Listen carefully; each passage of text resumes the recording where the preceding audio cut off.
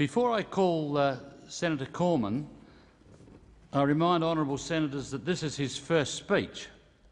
Therefore, I ask that the usual courtesies be extended to him. Senator Cormann. Thank you, Mr. President. Congratulations on your election as our President, and thank you for the advice and wisdom you have shared with me in the short time we sat together in this chamber. My very best wishes go to your distinguished predecessor and his family. I have very much appreciated Senator Calvert's generosity towards me as a new senator. I would also like to pay tribute to my predecessor, former Senator Ian Campbell. Ian became a great friend very soon after my arrival in Western Australia. Working with Ian in the Western Australian Liberal Party over many years, I've always admired his passion and his directness in standing up for what he believes in. Before he announced his decision to resign, I was in fact looking forward to serving alongside him as part of the Senate team from Western Australia. I'm conscious that I have some big shoes to fill and wish him and his family all the very best for their future. Mr. President, serving the people of Western Australia and the Liberal cause as a senator for Western Australia is a tremendous honour and privilege. Joining all of my now, fellow senators, many of whom I've observed over the years putting their heart and soul into making Australia a better place, is a truly humbling experience indeed. I'm grateful to the Liberal Party in Western Australia for having put their trust in me. My commitment in return is to give it my best, to make a positive contribution representing the Liberal cause and the people of Western Australia. Let me pause here for a moment, because by now I suspect senators have noticed. Yes, a slight accent. The rumours are true. I was not born here. I chose a life in Australia very shortly after finishing my studies. Like many Australians, I am a migrant to this country. Australia is a great country. Western Australia is a great state, and I am proud to have become an Australian citizen. And as an Australian, I am proud to say to my fellow migrants, this is a country where, if you put your shoulders to the wheel, if you work hard, you embrace the people and values and become an integral part of the community. In short, if you have a goal, there is no limit to what you can achieve in your chosen field of endeavour. We all come to this place with a commitment to make a positive difference. Other than our energy and our enthusiasm, we bring to the table our background, our experiences, and our values. I was born in Belgium nearly 37 years ago. As a child, I grew up in Raren, a village right near the Belgian-German border. My parents and my sisters and their families still live in the region I left behind when moving to Australia. They're watching us today on the live broadcast over the internet. Hello, Mama, Papa, Anita, Crystal and Veronica. Something my friends in Perth always find quite intriguing is that I was taught at primary school in German, at high school first in German then in French, before spending 2 years at university in French and 3 years at university in Flemish. All of that in Belgium, a country less than half the size of Tasmania, with about half the population of Australia. In fact, it wasn't until I was 23, participating in a one-year student exchange program at the University of East Anglia in Norwich, that I actually first learned how to speak English. The many weeks and months spent communicating with people through a dictionary continue to be an entertaining memory. History, of course, has brought Belgium and Australia together in the most tragic of circumstances, when thousands of Australians lost their lives, with many more wounded, in the Third Battle of Wipers towards the end of the First World War. The good people of Wipers in Belgium continue to this day to mark the courage the sacrifice and the bravery of the Australian soldiers on its shores. Every night, the traffic around the Menin Gate is stopped, while the last post is sounded beneath the gate by the local fire brigade. Belgium, like Australia, is a constitutional monarchy, a system of government I wholeheartedly support. And Belgium, like Australia, has enshrined in its constitution a federal system of government. Today, as a Senator for Western Australia, I come to this place with a clear focus on our national aspirations and a commitment to our national interest. However, I also come to this place with a strong and dedicated commitment to representing the best interests of the great state of Western Australia and its people. I am a committed federalist. Much has been said in recent times about the evolution of our federal system of government in Australia. The reality is that no system of government remains static. I support the proposition that federalism in 2007 is necessarily different from the way federalism was understood and practiced in 1901. Federalism in 2107 will in all likelihood be different again. Times change, the challenges and opportunities we face as a people change, and our various institutions necessarily have to evolve to respond to those changing needs. In that sense, federalism for me is not just about states' rights, it is first and foremost about people's rights. An effective federal system of government helps ensure that governments remain close to the people. It encourages the decentralised development of our very large country, allowing for unique and innovative ways for tackling social, economic and political challenges. And it provides for important checks and balances on government power. From a West Australian point of view, it is true to say that we do get nervous when people talk about centralisation of government power.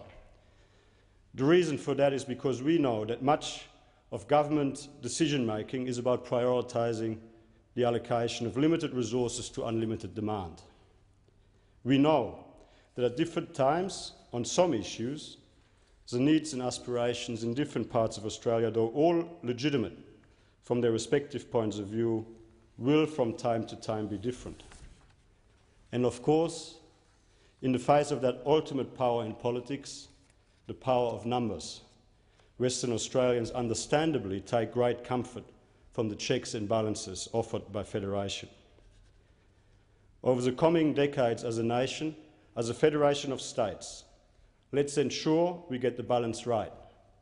Let's ensure we take into account both the requirements of the 21st century in a global world, as well as the legitimate aspirations of people and states in all parts of Australia to representation that is responsive to their local and regional needs. Mr. President, we live in the greatest country at the greatest time in human history. Our challenge is indeed to make our great country even better, not just to sustain our current growth, but to expand it further. In seeking to help meet that challenge, I support the principles of free enterprise, individual freedom, personal responsibility, reward for effort, low taxation, less regulation, and incentives for people to stretch themselves and to reach their full potential. These are universal political values and principles which in countries around the world have proven to deliver better outcomes for people, their families and the community. Good government based on those values and principles will see people and communities flourish and prosper. It is in that vein, of course, that the Australian government over the past couple of decades redefined the role of government, embracing markets, reducing tariffs, reducing government ownership, liberalising Australian workplaces, tax reform, promoting competition, including in the government sector, shifting to a work-focused welfare system and putting stability back into macroeconomic management. These changes led to a more limited but more pivotal role for government. They laid the foundations for new opportunities and Australians made the most of those opportunities with breathtaking results. While everyone's home is special, Western Australia is truly special, indeed unique. Not only does the sun go down over the ocean, it is the economic powerhouse of the nation. It is a state with an abundance of natural resources in a world increasingly hungry for them, and a place of vast open spaces and few people in an increasingly crowded world. One of our greatest challenges in Western Australia is a lack of people, not just workers with select skills, but people of all skills, including people whose only skill is a willingness to work in Western Australia. Right now, we need cab drivers, meat workers, waiters, chefs, childcare workers and coordinators, cabinet makers and hairdressers, bricklayers and painters, as well as architects, engineers, geologists, teachers, nurses, doctors and police officers. We're even short of lawyers. We're short of people in many other occupations. This is not a temporary state of affairs. The size and scope of the labour shortage, the strength of the economy, the ageing of the population all point to a continuing need for more people. This requires a different mix of policies in different parts of Australia. And clearly that is not a straightforward proposition. However, the demand for people and labour in WA is more urgent and quite different, I believe, than that in the more mature communities on the East Coast. From a national point of view, we will need to continue to come to grips with that challenge. That is, structuring our national immigration program in the face of different requirements at different times in different parts of Australia. And of course, the Howard government has done much to address the people shortage. It has more than doubled the immigration intake. It has introduced and expanded the range and volume of temporary visas. Its welfare reforms are pulling people off welfare back into work, and the Treasurer appears to have encouraged a new baby boom. Of course, the challenge is not only to get more people, but to ensure that workers and workplaces have the skills, incentive and flexibility to make the most of the opportunities on offer. Without the flexibility provided by workplace agreements, there would be no resources boom in Western Australia. Any proposition to remove workplace agreements and hand workplaces back to the tyranny of union bosses would put a stake through the heart of the West Australian and the national economy. We cannot let this happen. The growth Western Australia is experiencing is a great opportunity for the nation. However, it also comes with significant challenges, particularly when it comes to keeping up with all the necessary capital and social infrastructure requirements. Many parts of Western Australia are bursting at the seams. We need more people, but are struggling to accommodate them. We have the potential to continue to grow at a rapid rate, but are facing capacity constraints that will need to be addressed with all levels of government and the private sector on deck working together. It is, I believe, in the national interest for WA to maximise its growth potential, which necessarily involves strategic investment in expanded infrastructure. While the private sector is and should own, build and operate a large proportion of the infrastructure requirement, there is a growing demand for government funding for multi-user facilities. And this need will grow as new areas open up. While the state government in Western Australia is currently flushed with funds thanks to the GST and excessive property taxes, and at this stage needs no more, this will change in a few years' time, even if the boom continues. The issue I'm raising is not a parochial self-interest issue, but one about the underlying dynamic in the system by which GST payments are allocated to the states. There is a school of thought that is essentially a bit like a large welfare program with all the typical distortionary effects that come with that. It takes from productive areas such as Western Australia and redistributes to areas in decline. In so doing, it redistributes scarce funds from high to low areas of return, encourages consumption over investment, and discourages mobility and job creation. The system, in my view, needs adjusting, and in the face of vested interests across individual states, this will require Commonwealth leadership.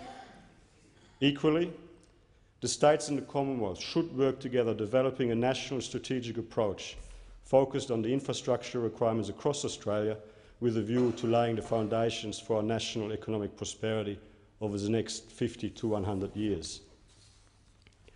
Mr. President, climate change is a challenge we are facing as a global community. If we take a sensible and considered approach to meeting that challenge, Australia can play a pivotal role in facilitating the production of clean energy for the world. In the north of Western Australia, some will tell you very passionately about the great potential of tidal energy, and I agree that we should continue to proactively explore its potential. However, we are blessed with immense reserves of clean energy in the form of gas and uranium. No other place in the developed world has such reserves. Moreover, the growing bulk of this energy is being exported directly or indirectly in the forms of processed resources to China, the epicenter of the world's growing energy challenge. Our greatest possible contribution to addressing climate change is to export more energy. Each unit of clean energy exported from Australia reduces the consumption of less clean energy in China and elsewhere, and therefore reduces greenhouse gas emissions. The Kyoto Protocol failed to recognise the unique role that resource and technology-intensive countries like Australia play in providing clean energy to the world. That is never more relevant than in a state like Western Australia. This, of course, was at the forefront of the Howard government's decision not to ratify the Kyoto Agreement. The government's recent announcements of a national emissions trading scheme, including offsets for trade-exposed industries, is a positive and sensible approach to addressing global warming. Going forward, we need to remain vigilant against pursuing one-policy-fits-all measures that fail to recognise our unique capacity, particularly in Western Australia, to use more energy and reduce global greenhouse gas emissions at the same time. In concluding my remarks, I would like to make some important thank yous. Firstly, from the bottom of my heart, to my parents for having given me the best possible start in life, even in the face of adversity and challenge. I will give it my very best to make you proud during my time in the Australian Senate. To my soulmate Hayley, you're just awesome. Thank you so much for everything. We will make this work together, I promise.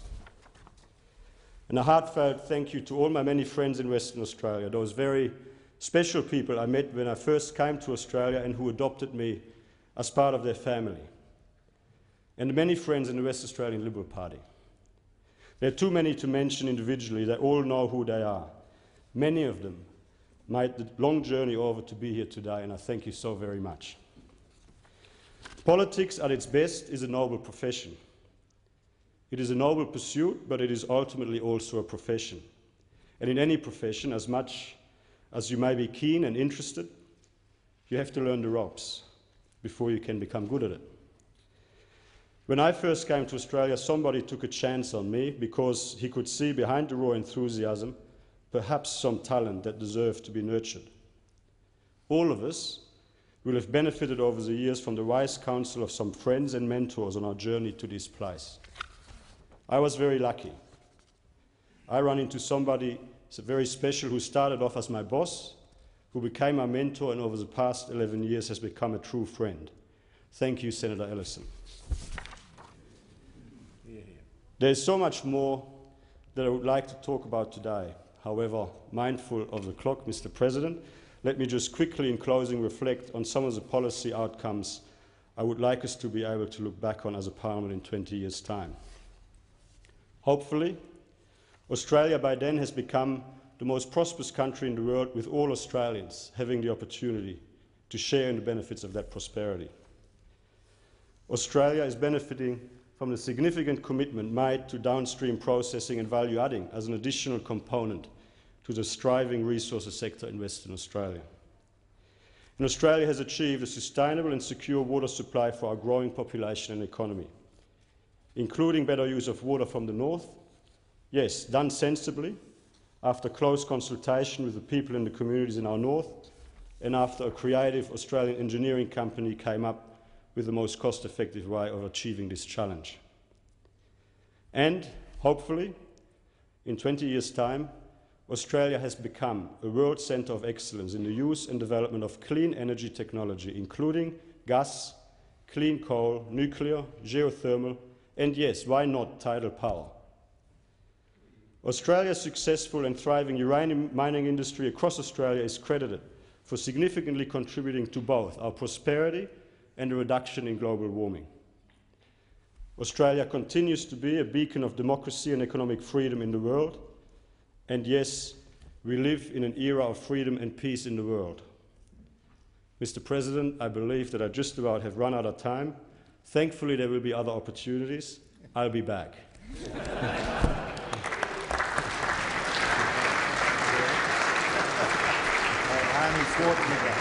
I'll be back.